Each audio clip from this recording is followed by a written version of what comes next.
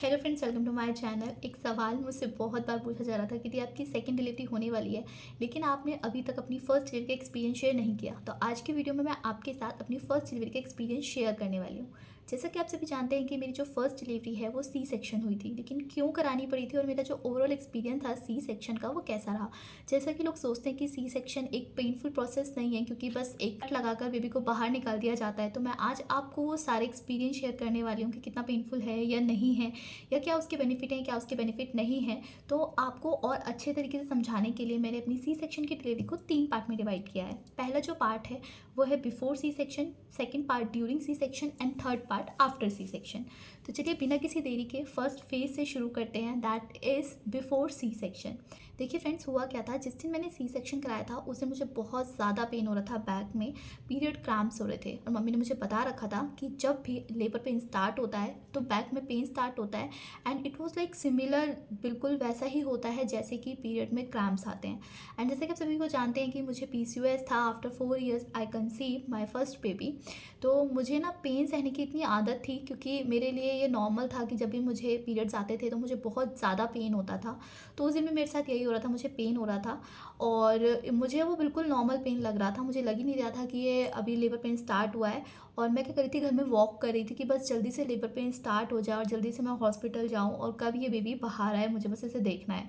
मेरे साथ ये होता है, मैं बहुत ज़्यादा वॉक कर रही थी उस दिन। मैं मतलब बैठ ही नहीं रही थी, इधर से इधर घूम रही थी घर में कि बस जल्दी से लेबर पेन स्टार्ट हो जाए, लेकिन लेबर पेन स्टार्ट ही नहीं हो रहा था। और इस पेन के चक्कर में, मतलब मुझे नहीं पता लेबर पेन स्टार्ट हो रहा था या नहीं हो रहा था, पर मुझे क्रैम्प्स हो रहे थे और वो क्रैम्प्स ऐसे हो रहे थे कि मैं उन्हें सह पा रही थी। मुझे नहीं लग रहा था कि इनकी जो इंटेंसिटी है वो बहुत ज़्यादा है।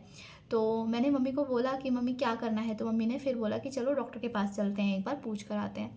तो मैं डॉक्टर के पास गई तो डॉक्टर ने बोला ठीक है, बेबी की हार्ट बीट नॉर्मल है, एंड अगर आपको चाहिए कि डिलीवरी करानी है तो आप आर्टिफिशियल लेबर पेन ले लीजिए, हम डिलीवरी का प्रोसीजर स्टार्ट कर देते हैं। तो मुझे थोड़ी घबराहट हो गई ये सुनकर कि आर्टिफिशियल मुझे लेबर पेन लेना पड़ेगा, क्योंकि जो चीज़ नेचुरल हो रही है वो ज़्यादा बेटर है। एक कि हाँ, मुझे इंजेक्शन लगेगा और उसके बाद लेबर पेन स्टार्ट होगा, और उन्होंने बोला था कम से कम 12 घंटे तो लग जाएंगे आपको अच्छे से पेन आने में। तो मैंने सोचा कि नहीं, मेरे को नॉन नेचुरली ही पेन आने दो, क्योंकि मुझे वैसे भी क्रैम्प्स हो रहे हैं, पेन हो रहा है मुझे। तो मैं घर वापस आ गई। फिर घर आकर मेरे साथ ये प्रॉब्लम होने लगी कि मुझे बहुत ज़्यादा यूरिन आने लगा, एंड मैं बहुत फ्रिक्वेंटली 1 घंटे में कम से कम 7-8 बार यूरिन चली गई। और ये हाल तब था जब मैंने पानी नहीं पिया था, मतलब मैं पानी नहीं पी रही थी लेकिन यूरिन पास हो रहा था। मुझे समझ में नहीं आ रहा था ऐसा क्यों हुआ। और फिर मैं थोड़ी देर लेट गई, फिर मैंने ये सोचा कि आज मैंने यही फील नहीं किया कि बेबी की मूवमेंट हुई है या नहीं हुई, और मेरा पेट थोड़ा टाइट होने लगा।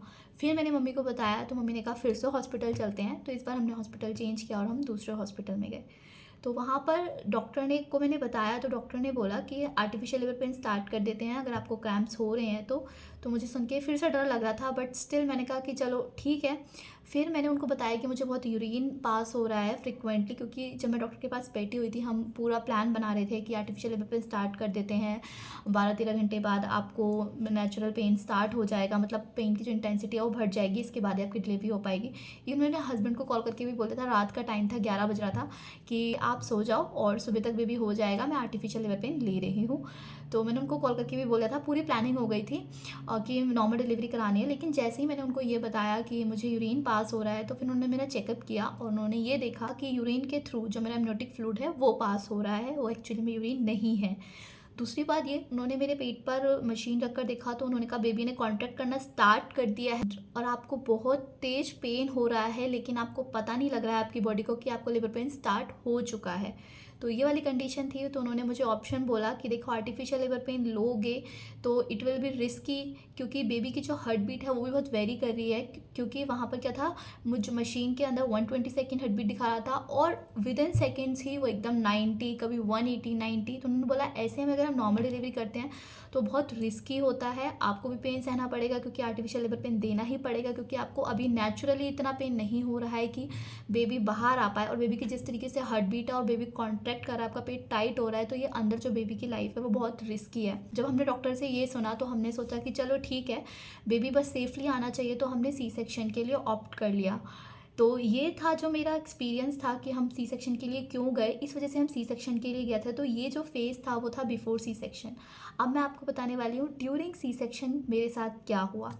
तो देखिए ड्यूरिंग सी सेक्शन क्या हुआ कि वो मुझे आईसीयू वार्ड में लेकर गए, उन्होंने मुझे लिटा दिया एंड उसके बाद उन्होंने बोला मेरी बैक पर कि बिल्कुल भी बैक मत हिलाना, हम आपको एक इंजेक्शन दे रहे हैं।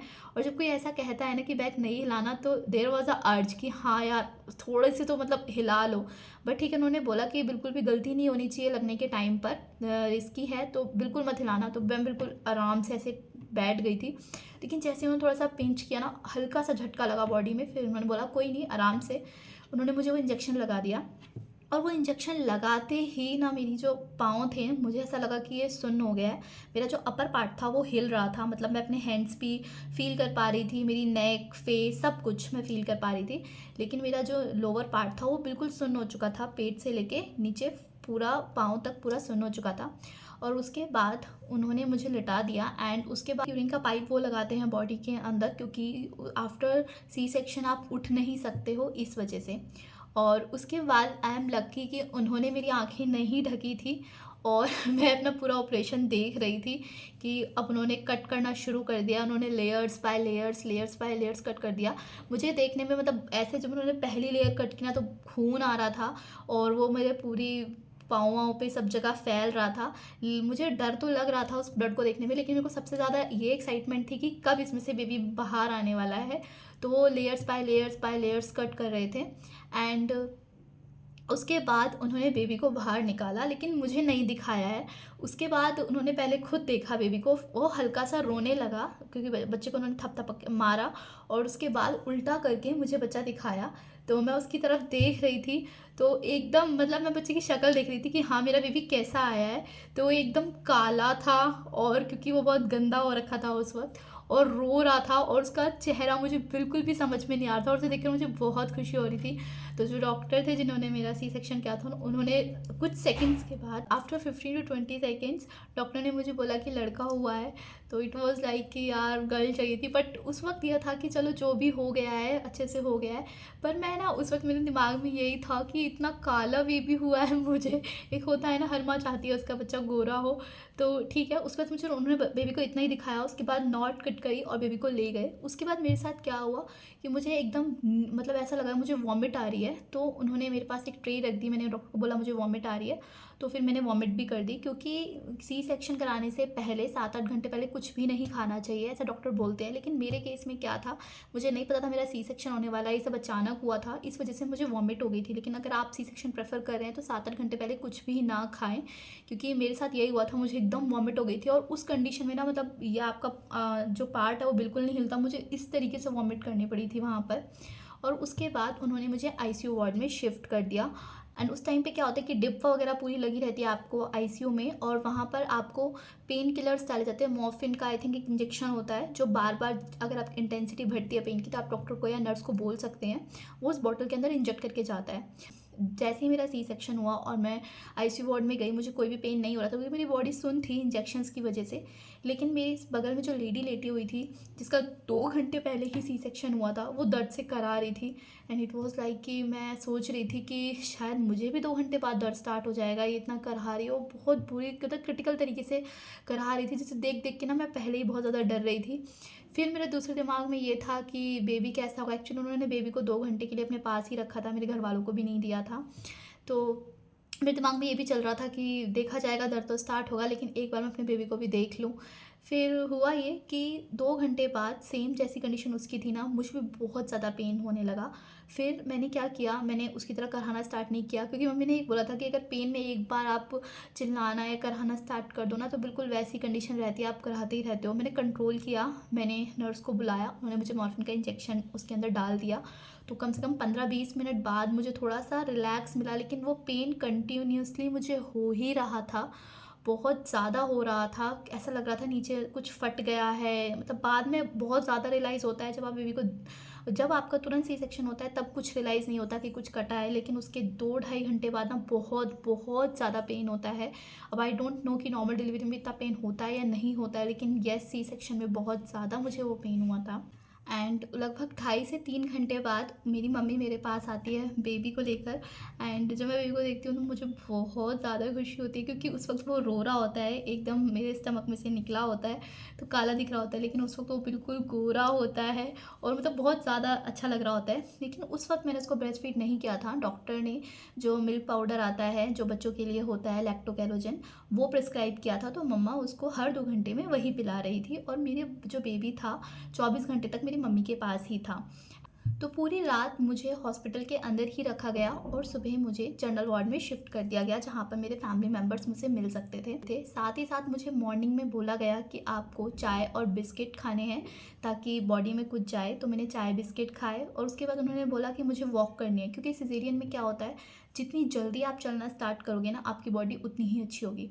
अब वॉक करने के टाइम पर ना मुझे बहुत ज़्यादा डर लग रहा था, क्योंकि एक होता है ना, आपके पेट में एक स्टिच लगा है, अच्छा खासा कट लगा हुआ है, और उसके बाद कोई आपको कह रहा है कि आपको वॉक करना है, तो मुझे बहुत ज़्यादा डर लग रहा था। फिर नर्स आई और उन्होंने मुझे उठाया। उन्होंने बोला जितनी जल्दी आप वॉक करोगे उतनी जल्दी आपकी रिकवरी होगी। तो नर्स ने मुझे कम से कम हॉस्पिटल का जो कॉरिडोर होता है वहाँ पे 4 से 5 चक्कर लगवाए। और सीरियसली मैं आपको बता रही हूँ कि मुझे बहुत इम्प्रूवमेंट लगी, क्योंकि जब मैं लेटी हुई थी मुझे बहुत ज़्यादा पेन हो रहा था। हालांकि मुझे वो इंजेक्शन्स होते हैं मॉर्फिन के, वो कंटिन्यूसली हर 3 से 4 घंटे में वो इंजेक्ट करके जा रहे थे, स्टिल मुझे बहुत पेन हो रहा था। तो जब जैसे ही मैंने वॉकिंग कर कर मैं वापस से बेड पे लेटी ना, मुझे बहुत अच्छा लगा। मतलब ऐसा लगा कि हाँ, कि शायद ना मतलब अच्छा सा रिकवर सा हो गया है, पेन में मुझे बहुत रिलीफ मिला। तो अगर आप भी सी सेक्शन करवाते हैं, आपका होता है, तो अगर डॉक्टर चलने के लिए कहता है तो बिल्कुल भी ना घबराएं, आराम से चलें, क्योंकि उतनी ही जल्दी रिकवरी होती है। एंड उसके बाद कुछ मेडिसिन्स देते हैं डॉक्टर्स, जिससे आपका जो स्टूल है वो लिक्विड फॉर्म में पास हो, ताकि प्रेशर ना लगे स्टिचेस पे, इस तरीके से। फिर मुझे बोला गया कि अब आपको अपने बेबी को ब्रेस्ट फीड कराना है। तो वो फर्स्ट टाइम था जब मैंने बेबी को ब्रेस्ट फीड कराया था, और उस वक्त मुझे बहुत ज़्यादा दिक्कत हो रही थी, समझ में नहीं आ रहा था कैसे पिलाना है कैसे नहीं पिलाना।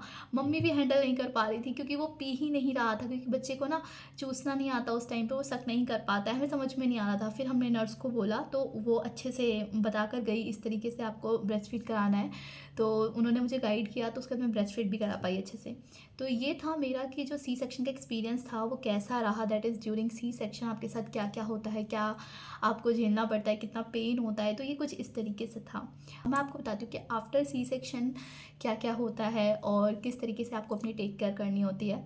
तो जब मैं डिस्चार्ज करने वाली थी, सबसे पहले मैंने डॉक्टर से ये पूछा क्या मुझे बेल्ट यूज़ करनी है। तो डॉक्टर का कहना ये था कि आपका पेट ही नहीं है जो आपको बेल्ट यूज़ करनी पड़े, क्योंकि बेल्ट यूज़ करनी पड़ती है जब जब आपका बहुत ज़्यादा स्टमक हो। एक्चुअली में हुआ क्या था, मेरा जो वेट है बिल्कुल भी नहीं बढ़ा था। हालांकि मेरा बेबी हेल्थी हुआ था, 3 kg का हुआ था। मेरा सिर्फ पूरी प्रेगनेंसी में 6 to 7 kg ही वेट बढ़ा था, जिसमें से 3 kg का मेरा बेबी हो गया था, और उसके बाद एमनियोटिक फ्लूइड वगैरह निकल कर, तो मतलब मेरा वेट था ना वो बहुत एक्चुअली में कम और हो गया था डिलीवरी के बाद, और मेरा पेट बिल्कुल था ही नहीं। तो उन्होंने मुझे बोला कि बेल्ट यूज़ नहीं करनी है। हालांकि मैंने 1.5 महीने बाद बेल्ट यूज़ करना स्टार्ट किया था, क्योंकि मुझे ऐसा लगा था कि मेरा यूट्रस अब लटक रहा है, पेट मेरा निकल रहा है उसके बाद। पर इनिशियली मुझे डॉक्टर ने बेल्ट यूज़ करने के लिए मना कर दिया था। थर्ड डे जब मुझे डिस्चार्ज किया गया तो मैं घर पर आई, तो वहाँ पर जो मेरी पूरी टेक केयर है प्रॉपर मेरी मम्मी करती थी। मैं डेली नहाती थी, मम्मी ने बोला था नहीं बिल्कुल हाइजीन का ध्यान रखना है। हालांकि जब मैं नहाती थी तो मुझे ध्यान रखना पड़ता था कि मेरे स्टिचेस पर पानी ना जाए, तो मम्मी उसकी पूरी टेक केयर करती थी अच्छे से, पन्नी और उसके बाद टॉवल लपेटने के बाद वहाँ पर, क्योंकि टॉवल मोटी होती है तो पानी ना जाए, फिर मुझे गर्म पानी से नहलाती थी। और गर्म पानी से नहाना बहुत ज़्यादा इंपॉर्टेंट हो जाता है, क्योंकि ना बॉडी को आराम मिल जाता है, और आप ब्रेस्ट फीड भी करते हैं तो जम्स वगैरह भी किल हो जाते हैं और आपको आराम भी मिलता है। तो मम्मी गर्म पानी वगैरह से मुझे नहलाती थी। और बात रही मेरी डाइट की, तो उस वक्त डॉक्टर ने मुझे कुछ भी ऑयली, जैसे होता है ना डिलीवरी के बाद आपको घी से बने लड्डू और बहुत सारा सामान खाना होता है, तो बिल्कुल मना कर दिया था। मुझे गर्म पानी बोला था, साथ ही साथ जो चीज़ें आपकी सिसिस को हील करती हैं वो खाने के लिए बोला था, जैसे कि पपीता हो गया, पनीर हो गया। तो मेरे को क्या मिलता था, सुबह सुबह पूरा एक पपीता मम्मा देती थी मुझे, गर्म पानी सबसे पहले पीती थी, और उसके बाद मुझे पपीता मिलता था, वो मुझे खाना होता था। एंड फिर उसके बाद मुझे पनीर मिलता था दिन के टाइम पर, और शाम के टाइम पे बिल्कुल मम्मी बिल्कुल एकदम पतली रोटी मुझे देती थी और तूर की दाल देती थी, मैं वो खाया करती थी। और ऐसा लगभग 10 दिन तक रहा जब तक मेरे स्टिचेस ठीक नहीं हो गए। 10 दिन के बाद मेरे स्टिचेस को काट दिया गया, जो कि एक पेनफुल प्रोसेस मुझे लगा था कि होगा, बट नहीं था। बस जैसे चींटी काटती है ना, इतना ही पेन हुआ। उसके बाद उन्होंने पूरा जो स्टिच लगा रखा था वायर मेरी बॉडी के अंदर, उसको खींच दिया। इतना पेनफुल नहीं था। लेकिन हाँ, उस 10 दिनों में उठने बैठने में बहुत दिक्कत होती थी। मुझे किसी का सहारा चाहिए होता था कि कोई मुझे उठाए, तब मैं खाना खा पाती थी, तब मैं ब्रेस्ट फीड करा पाती थी अपने बेबी को, तब मैं वॉशरूम जा पाती थी। तो हाँ, मुझे ऐसा लगता है कि नॉर्मल डिलीवरी से ज़्यादा डिफ़िकल्ट होता है सी सेक्शन, क्योंकि नॉर्मल डिलीवरी में आप खुद उठ बैठ पाते हैं, बट सी सेक्शन में ना आपको एक पर्सन अपने पास हमेशा चाहिए, आपकी टेक केयर के लिए, आपके बेबी के टेक केयर के लिए। तो मुझे ऐसा लगता है कि नॉर्मल डिलीवरी से ज़्यादा पेनफुल होती है सी सेक्शन। बस सी सेक्शन में इतना ही है कि बेबी ईज़िली डिलीवरी हो जाता है, लेकिन उसके बाद जो पेन आपको सफ़र करना पड़ता है ना, वो बहुत ज़्यादा होता है। एंड इस बार का मैं वेट कर रही हूँ, देखते हैं डॉक्टर क्या बोलता है कि क्या किस तरीके से मेरी डिलीवरी होने वाली है, सी सेक्शन होगी कि नॉर्मल डिलीवरी होगी।